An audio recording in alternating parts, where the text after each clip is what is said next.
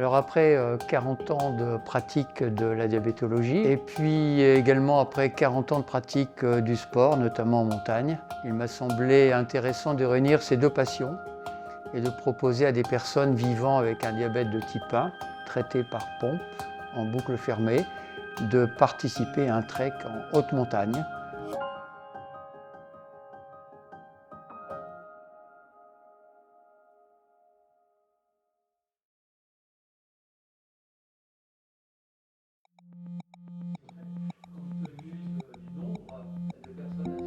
Et nous ferons donc 3 grandes ascensions pour permettre à chacun de découvrir les sommets entre 3005 et 4000 sur le Mont Blanc. C'est Pierre là, avec qui j'ai déjà eu une première expérience en alpinisme. Et donc, au bout de cette expérience, il m'a parlé donc, de son activité et du projet qu'il pouvait avoir voilà, dans le cadre de Santélis. La particularité voilà, de connaître un petit peu voilà, le cadre des diabétiques. Un des objectifs du projet, c'est de montrer aussi que la maladie chronique, en l'occurrence ici le diabète de type 1, n'est pas nécessairement une limite, qu'elle ne doit pas nécessairement empêcher de poursuivre ses défis. Je pense que c'est un projet qu'on n'a jamais fait et on n'a jamais envisagé ce projet, on n'a jamais vu les personnes qui avaient fait ce projet. Et l'entraînement, c'est pas si simple, avec des sorties que Clément nous concocte qui sont de plus en plus longues.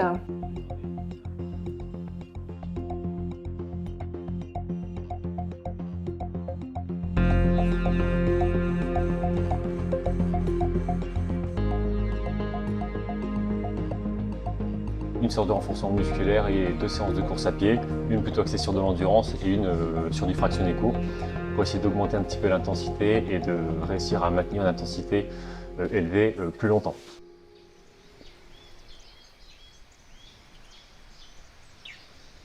Aujourd'hui, donc 26 avril, c'est le deuxième temps fort de cohésion de ce projet.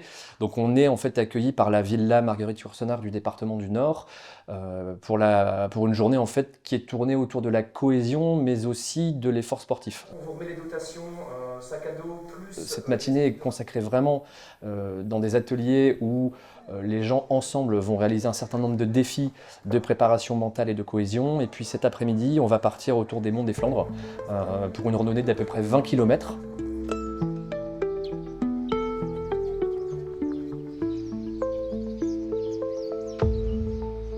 Voilà, donc 10 jours de projet du 31 mai au 9 juin.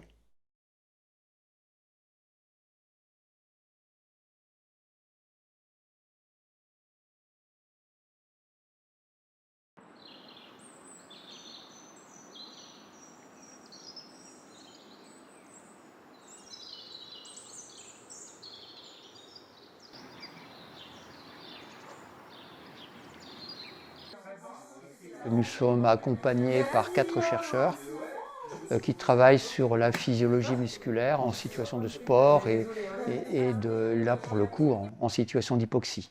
Donc il y a un programme scientifique un petit peu plus fondamental qui est également associé à ce projet.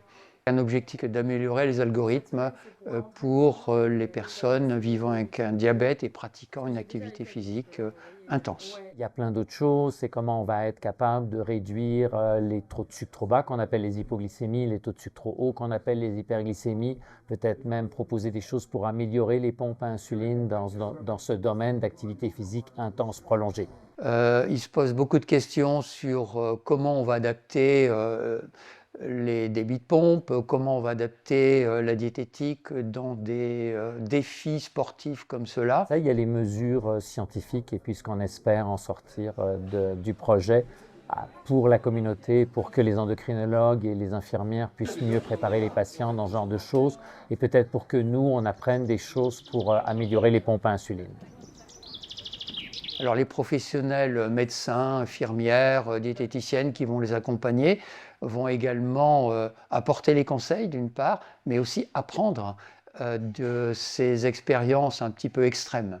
Accompagner des patients vivant avec le diabète de type 1 dans des conditions extrêmes, des conditions qu'on ne connaît pas bien, dont on sait que le réglage des pompes à insuline est compliqué Et donc, c'était de pouvoir être présent quand s'ils avaient un souci et de pouvoir répondre aux problèmes et de les garder en sécurité. Ah, je pense qu'il y aura un avant et après sur beaucoup de sujets. J'y ai découvert des informations qualitatives sur le vécu du diabète en parlant avec les différentes personnes atteintes de diabète. Et du coup, c'était vraiment très, très, très riche. On gagne beaucoup dans les lectures de courbes. On arrive à mieux travailler sur l'activité physique et le diabète.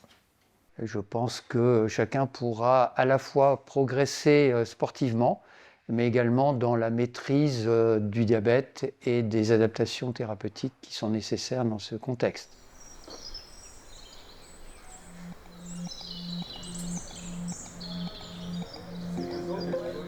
Les patients sont prêts, le matériel est récupéré. Voilà, tout ça, on va tout tester. Ils n'annoncent pas une très belle semaine au niveau de temps, mais on est équipé pour, donc ça va le faire. On s'apprête à partir en randonnée au lac Jauvet.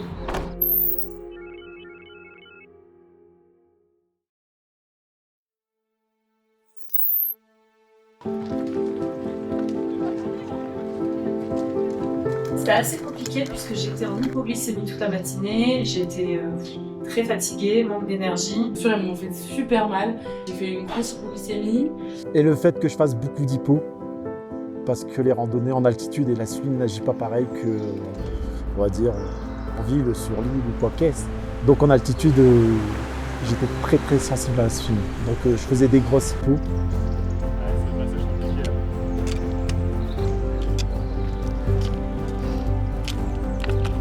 Je reste avec ma casquette d'infirmière, donc très stressée pour les patients parce que beaucoup d'hypoglycémie.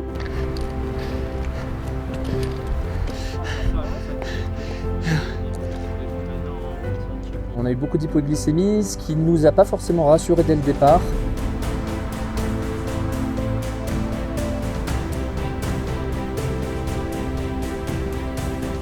Et dès l'après-midi, j'ai vu que ça allait beaucoup mieux, que les patients s'étaient réajustés. Ça a permis surtout aux patients de comprendre en fait l'aventure dans laquelle ils s'engageaient et surtout de comprendre comment ils allaient réguler leur glycémie. Et donc je pense que ça a vraiment été bénéfique pour les jours suivants. Ouais, pour tennis, on a réussi! Lac Jauvet! Yeah!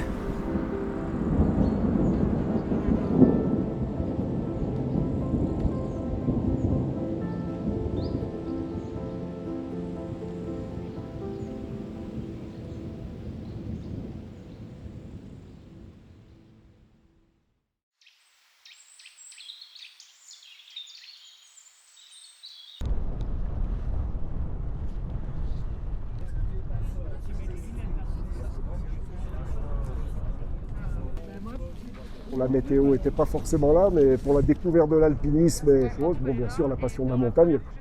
On va se déplacer sur les pentes un peu partout là. Voilà, pour vous mettre dans les différentes situations de cramponnage. Je vais vous montrer un petit peu voilà, toutes les techniques.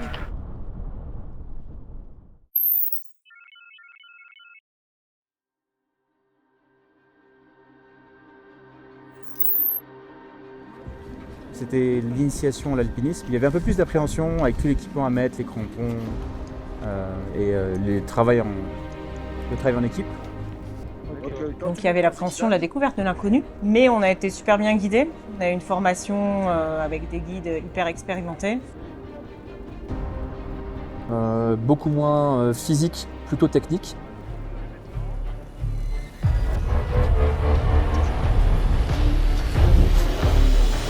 Attends.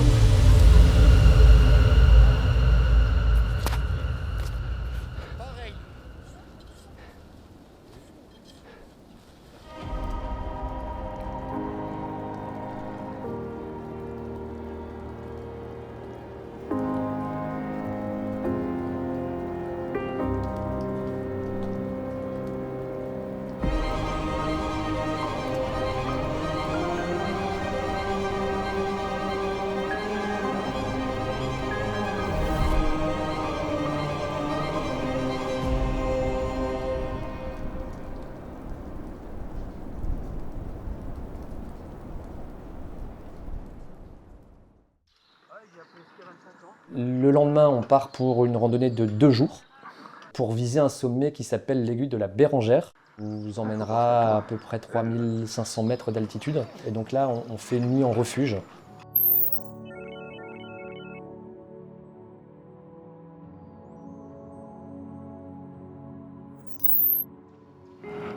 Une opération qui est très très bien montée, tant au niveau de la préparation, puisque tout le monde a été largement briefé et s'est entraîné depuis de longs mois. Dire ben voilà, j'ai un petit problème de santé ou un gros problème de santé, mais je peux vivre, je peux vivre de belles expériences en sécurité, quoi. De découvrir de nouveaux modèles de gestion de cette maladie au profit de tout le monde, donc ça c'est vraiment super. C'est un défi sportif, mais avant tout, pour moi, c'est vraiment une aventure humaine. C'est rare de pouvoir partager des moments avec d'autres diabétiques de type 1, puis pour moi, c'est vraiment le top de cette aventure.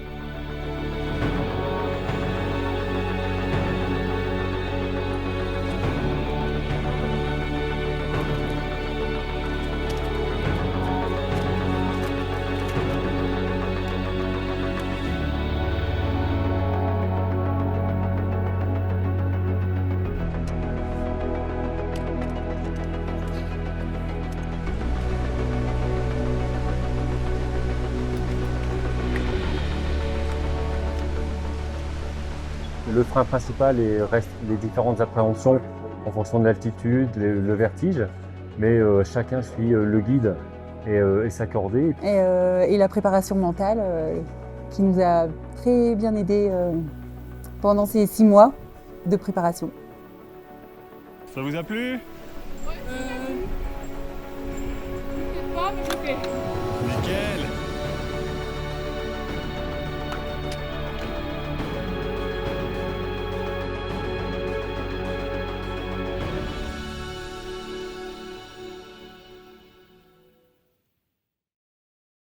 Je pense que comme il y a plu avant-hier, peut-être vous allez se coucher quand même.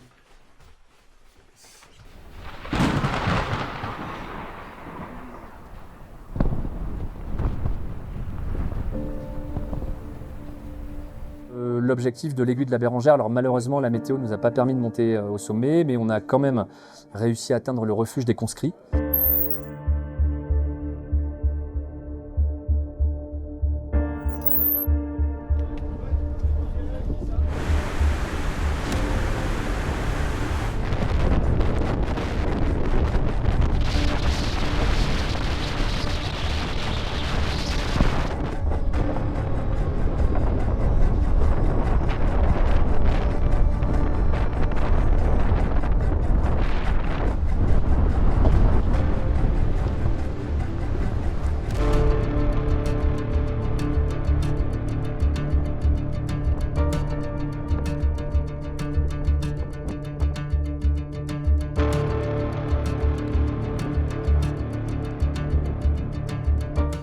La descente, franchement la descente c'était chaud. Ah ouais? Là avec la météo en plus là? Il y avait beaucoup de vent. Ouais, le vent. Les rafales elles nous allongeaient sur la falaise.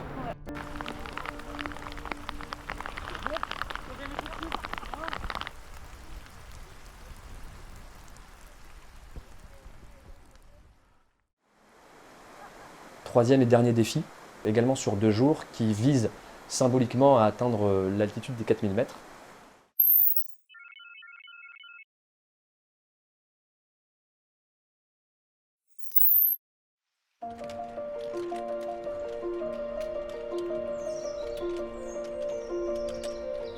La difficulté que j'ai eue dans la gestion de mes glycémies, à cause de l'altitude, puisqu'a priori il y a un impact immédiat, et deuxièmement dû à la répétition des efforts. J'ai bien fait de prendre des sacs lourds en partant en randonnée. Sans entraînement, je pense pas que j'aurais fait tout ça. Oui, la préparation était très intense. Effectivement, l'entraînement, je pense que c'est grâce à lui que je suis ici aujourd'hui. Un truc hors norme, un défi physique, le rythme était très intense, mais c'était tellement merveilleux.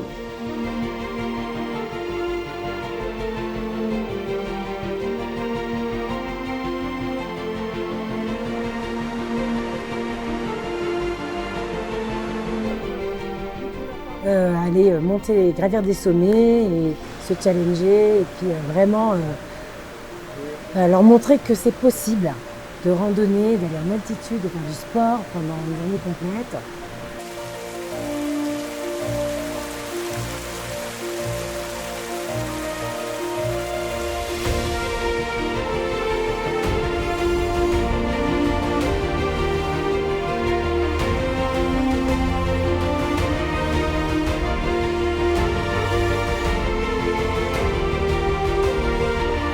Demain, ce soit un peu plus dur.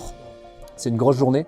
On a à peu près 9-10 heures de marche entre le départ du refuge, le sommet et le retour en station. Il nous reste 1300 mètres de dénivelé à faire, donc je pense qu'elle sera très difficile physiquement. On va partir très tôt avec la lampe frontale, en cordée, avec les crampons, le baudrier. C'est vraiment une aventure formidable.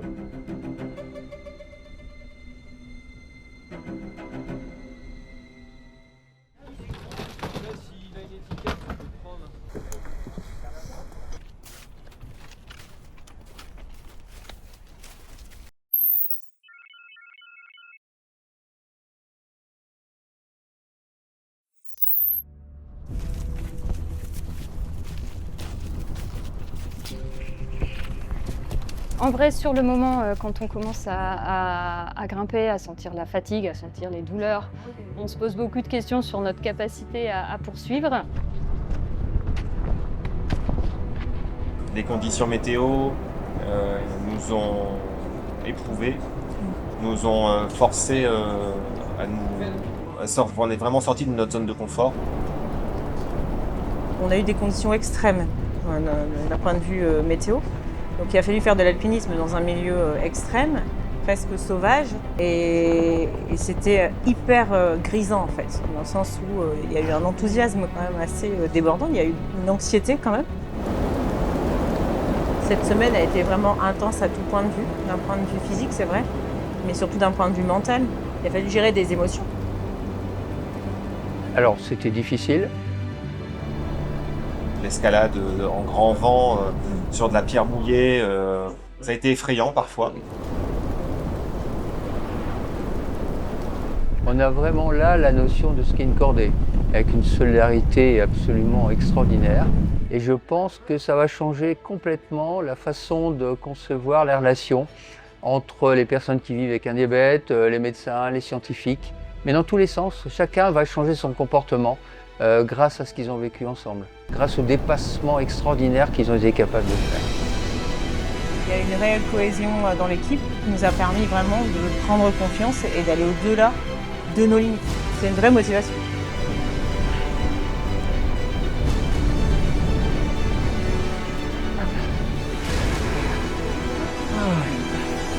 Bien joué.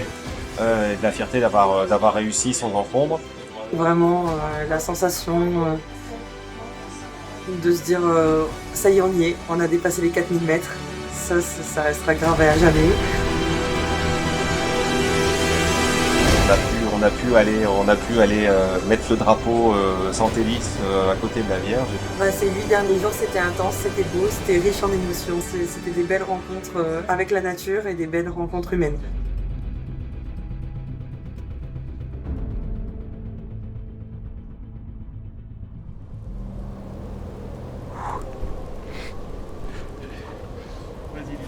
Tu descends et que tu passeras après la queue de cochon. Comme ça.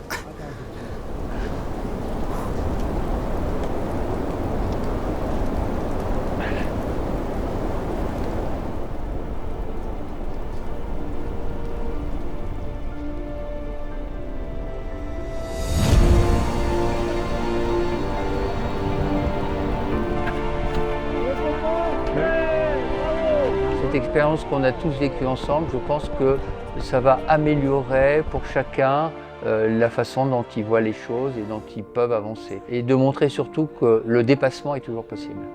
Nous prouver à nous-mêmes qu'on était capable de réaliser vraiment de grandes choses avec cette maladie. Je pense que cette aventure-là prouve que le diabète n'a aucune limite. Je ne m'attendais pas à un truc pareil, franchement.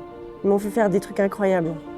L'aventure qu'on a vécue, c'est un peu à l'image de ce qu'on fait avec notre capsule, qui est multisensorielle, qui adresse plusieurs dimensions. Ça représente exactement les valeurs de Virtisense, c'est-à-dire mettre la technologie au service de la santé, du bien-être et de l'humain. L'objectif numéro 1, c'était de sortir la caméra et brandir le drapeau Santellis au sommet. Une fois qu'on revisionne les images, on redécouvre l'expérience sous un nouvel angle.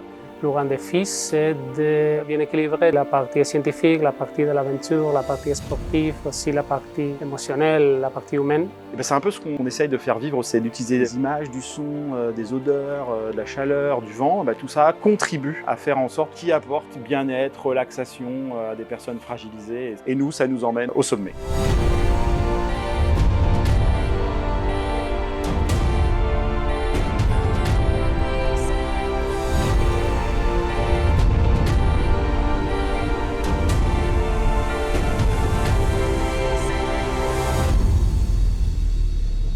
Je l'avais rêvé, on l'a fait, mais bien au-delà de mes espérances.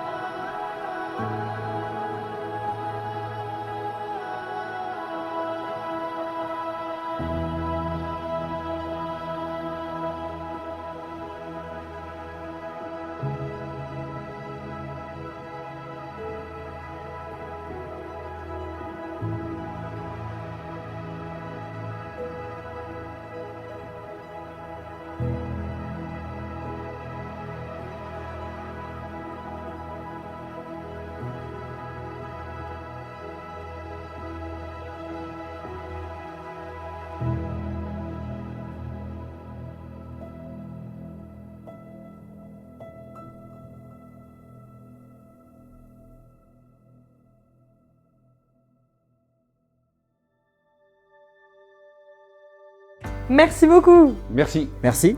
Un grand merci. Merci. Merci. Merci. Merci. Merci. Merci. Merci. Merci, c'était top, génial.